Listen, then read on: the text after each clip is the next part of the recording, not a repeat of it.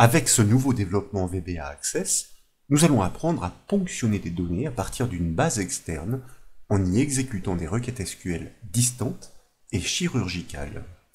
Sur l'exemple illustré à l'écran, ce sont 3 listes déroulantes que nous relions entre elles. Lorsque l'utilisateur choisit un département avec la première liste déroulante, comme ici pourquoi pas les Bouches-du-Rhône, eh bien, la deuxième se remplit automatiquement des activités de sortie recensées dans ce département. Et lorsqu'il choisit l'une de ces activités, donc avec cette deuxième liste, eh bien c'est la troisième et dernière liste qui se remplit automatiquement des villes proposant cette activité dans ce département. Pourtant, la base de données de ce formulaire n'héberge aucune information. Toutes ces actions de l'utilisateur déclenchent des requêtes SQL sur une base de données externe pour la questionner et importer les données concordantes répondant au choix entonnoir. Pour développer cette solution, nous suggérons d'appuyer l'étude sur 2 fichiers Access à relier entre eux. Et bien sûr, la source compressée est offerte au téléchargement depuis le site bombache.fr. Vous le verrez, la décompression livre donc 2 bases de données. Elles sont respectivement nommées ID de sortie et requête dans autre BDD. La première est la base externe à partir de laquelle il s'agit de récupérer les données par requête SQL pour articuler les 3 listes déroulantes sur le formulaire de la seconde. Je vous invite à double-cliquer sur ce fichier ID de sortie.accdb pour l'ouvrir dans Access, puis à cliquer sur le bouton Activer le contenu du bandeau de sécurité. En consultant le volet de navigation sur la gauche de l'écran, vous notez que cette base n'est constituée que d'une seule table. Sa vocation, et nous l'avons dit en effet, est de servir de source de données externe, un peu comme une base de données pour un site web. Dans ce volet donc, je vous propose de double-cliquer sur la table Société pour afficher son contenu en mode feuille de données. La barre de navigation en bas de la fenêtre indique que cette table est faite de plus de 1000 enregistrements. Elle recense des activités de sortie. Les champs que nous allons devoir questionner par requête SQL se nomment respectivement Société-Département pour les départements de la première liste déroulante, Société-Activité pour les activités de la deuxième liste déroulante et enfin Société-Ville pour les villes de la troisième liste déroulante. Il s'agit donc des informations que doivent respectivement réceptionner ces 3 listes en respectant les choix en cascade. Je vous invite maintenant à fermer cette base de données en cliquant sur la croix de sa fenêtre et à double-cliquer sur le fichier requête dans Autre BDD, comme précédemment, à cliquer sur le bouton Activer le contenu et depuis le volet de navigation sur la gauche, à double-cliquer sur le formulaire FRECUP pour l'exécuter. Nous retrouvons bien le formulaire avec ces 3 listes déroulantes. Bien sûr, elles sont vides pour l'instant. L'objectif de ce volet est de les articuler entre elles sur la base des informations détenues dans l'autre base de données. La grille du dessous est un sous-formulaire. Il nous sera utile dans le volet suivant pour produire l'extraction des données correspondant au choix entonnoir réalisé avec ces 3 listes déroulantes. Nous allons le découvrir, des fragments de code VBA sont déjà en place. À gauche du ruban accueil, je vous invite maintenant à cliquer sur la flèche du bouton affichage et dans les propositions à choisir le mode création. Maintenant, si vous cliquez tour à tour sur la liste déroulante et que vous consultez la feuille de propriété sur la droite de l'écran, normalement sur la droite de l'écran, vous constatez qu'elles sont respectivement nommées DEP pour la première, Activite sans accent pour la deuxième, et Ville pour la troisième. Je vous propose désormais de réaliser le raccourci clavier Alt F11, comme vous le savez, pour basculer dans l'éditeur VBA Access. Nous découvrons la présence de 5 procédures événementielles. La première, qui se nomme Ville Change, est vide. Nous l'implémenterons à l'occasion du volet suivant pour changer le sous-formulaire, pour charger, le sous-formulaire au choix d'une nouvelle ville. La procédure DepChange intervient au changement de département. Grâce à la propriété ressources, elle vide les contenus des 2 listes dépendantes, puis elle efface les potentiels précédents choix en réinitialisant les propriétés value à vide. La procédure ActivityChange intervient au changement d'activité dans la deuxième liste déroulante. Elle vide le contenu de la liste des villes selon le même protocole que précédemment, puis elle efface son précédent potentiel choix. Ensuite, la procédure form_load agit au chargement du formulaire. Par mesure de sécurité, elle veille à ce que les contenus des trois listes déroulantes soient vierges, comme vous pouvez le voir avec les propriétés ressources respectives. La dernière procédure se nomme charger liste. C'est elle que nous devons travailler dans ce volet. Elle doit exécuter des requêtes SQL sur la source de données externe en fonction du contrôle, c'est-à-dire de la liste déroulante, qui l'appelle. C'est la raison de la présence d'un objet de type contrôle en attente, en premier argument de cette procédure. Pour interroger les informations de la base de données externe, nous avons besoin de piloter une instance d'access. Pour piloter cette instance, nous avons besoin de déclarer des objets de base de données. Et pour pouvoir déclarer ces objets, par anticipation, nous allions ajouter une référence nécessaire au projet. Vous pouvez le constater en déployant le menu Outils, en choisissant la commande référence. Elle se nomme Microsoft Office 16.0 Access Database Engine Object Library. Nous revenons donc dans notre éditeur, et cette fois dans les bornes de la procédure charger liste, nous allons débuter par commencer par la déclaration des variables. Tout d'abord avec un objet que je vous propose de nommer autre BDD et que nous allons typer comme un objet de type access.application. Sa vocation est effectivement de prendre possession, de piloter une nouvelle instance d'access pour pouvoir pointer sur la base de données externe et ainsi manipuler ses enregistrements. Et pour cela, nous avons besoin d'un autre objet que nous nommons ENR pour enregistrement et que nous typons comme un record set, c'est-à-dire un objet capable de manipuler les enregistrements d'une base de données. Bien sûr, nous allons devoir pointer sur cette base qu'il s'agit de questionner, et ce chemin d'accès, nous souhaitons le stocker temporairement dans une variable que nous nommons chemin, et naturellement, que nous typons comme un texte as_string. Puis, nous allons devoir construire la syntaxe des requêtes SQL pour questionner cette base externe, syntaxe que nous stockerons dans une variable que nous nommons requête, et là encore naturellement, que nous typons comme un texte as_string. Nous en avons l'habitude désormais, c'est la fonction VBA createObject qui permet d'instancier une classe. Avec la valeur access.application en paramètre, nous allons lui demander d'instancier la classe d'access. Donc après les variables, et tout d'abord, je vous propose de reconstruire le chemin d'accès jusqu'à la base externe.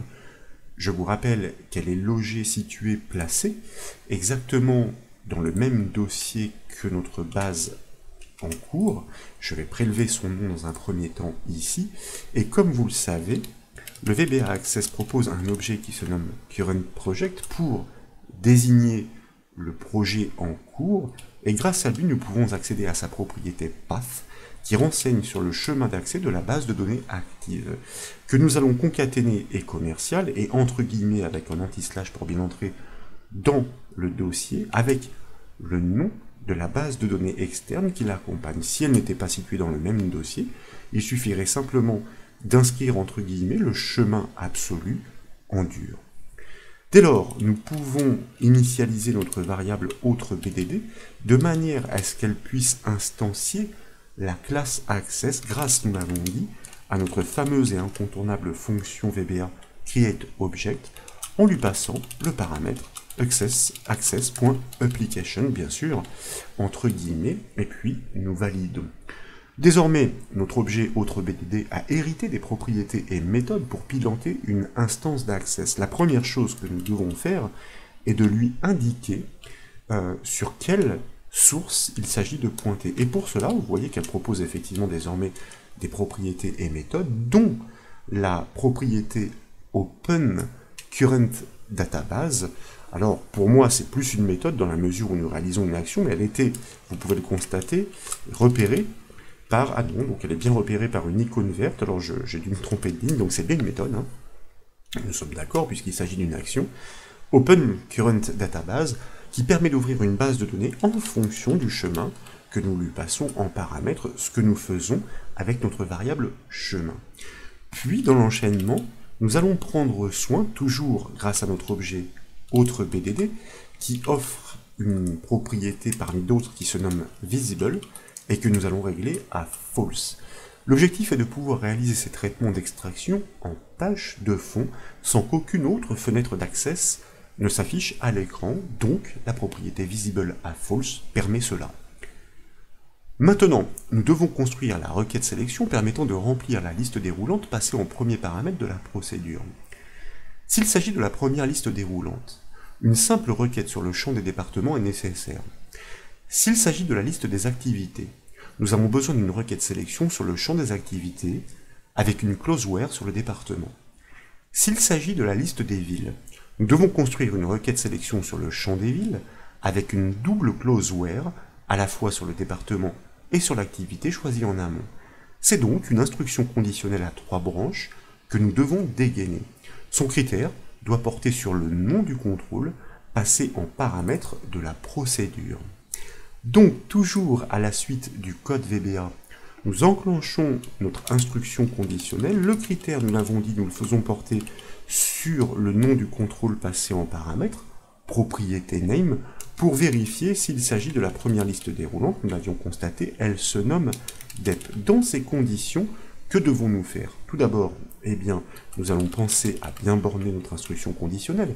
Dans ces conditions, nous devons construire la requête SQL la plus classique, consistant à choisir, à sélectionner les départements sans doublon depuis la table qui se nomme Société Département, dans notre depuis le champ qui se nomme Société Département dans notre table Société. Pour cela, c'est une requête select avec une clause distincte sur le champ qui suit. Ce champ, nous l'avons dit, se nomme Société Département. Cette clause distincte permet, si vous voulez, de sélectionner tous les départements sans les doublons. Donc, comme son nom l'indique. Nous réalisons cette sélection de tous ces départements uniques à partir de la table Société, et notre première syntaxe est d'ores et déjà terminée. C'est la plus simple, il n'y a pas de clause where, puisque c'est la première liste déroulante que nous actionnons. S'il ne s'agit pas de la première liste déroulante, else-if, sinon si, le nom de notre contrôle, donc propriété name de notre objet contrôle, est égal à activite, en d'autres termes, qu'il s'agit de la deuxième liste déroulante. Dans ces conditions, la syntaxe de la requête SQL va se compliquer quelque peu. Nous souhaitons bien choisir de façon unique, non plus les départements, mais les activités qui doivent remplir la deuxième liste déroulante. Il s'agit du champ Société Activite, cette fois-ci donc au singulier, à partir de la table Société, oui, mais pas toutes les activités, seulement celles qui sont recensées dans le département en cours, pour lesquelles donc, clause where, le champ Société Département, que je vais aller prélever ici, est égal au département choisi grâce à la première liste déroulante. Comme il s'agit d'une information textuelle, ce département que nous allons rentrer de façon dynamique doit être encadré de cotes. Cependant, nous sommes déjà en train d'écrire notre syntaxe entre double cotes. Donc nous ajoutons égal une simple cote. Après les doubles cotes, nous ajoutons un et commercial pour associer avec la partie dynamique le département choisi par l'utilisateur, propriété value de notre liste déroulante dep, et nous l'encadrons et commercial, nous finissons de l'encadrer avec une simple cote, donc entre double cotes. Else, sous-entendu, dans le cas restant, s'il ne s'agit pas de la première liste déroulante et qu'il ne s'agit pas non plus de la deuxième, nous devons, et nous l'avions annoncé, construire une syntaxe SQL avec une double clause where, cette fois-ci pour isoler de façon unique les villes. Alors il s'agit du champ Société Ville au singulier, c'est ainsi que ce champ est nommé dans la base externe, à partir de la table Société, pour lesquelles le département est bien celui choisi par l'utilisateur, et dans le même temps, donc nous avons besoin de notre opérateur end, pour lesquels le champ Société Activite correspond à l'activité choisie par l'utilisateur à l'aide de la seconde liste déroulante égale, là encore, une simple cote suivie d'une double cote pour pouvoir poursuivre la construction avec ce paramètre dynamique, issu de la deuxième liste déroulante qui se nomme activity propriété value pour récupérer son contenu, c'est-à-dire le deuxième choix de l'utilisateur, et puis nous finissons d'encadrer notre valeur textuelle avec une simple cote entre double cotes. Voilà donc pour notre dernière syntaxe SQL dans cette instruction conditionnelle à 3 branches. Pour exécuter la requête ainsi construite, nous le savons bien désormais, nous devons exploiter la méthode OpenRecordSet, mais sur la nouvelle instance d'Access cette fois, puisqu'il est question d'interroger les données externes. Donc, toujours à la suite du code VBA Access, nous initialisons set, notre objet ENR, grâce à une méthode héritée de notre objet AuthreBDD.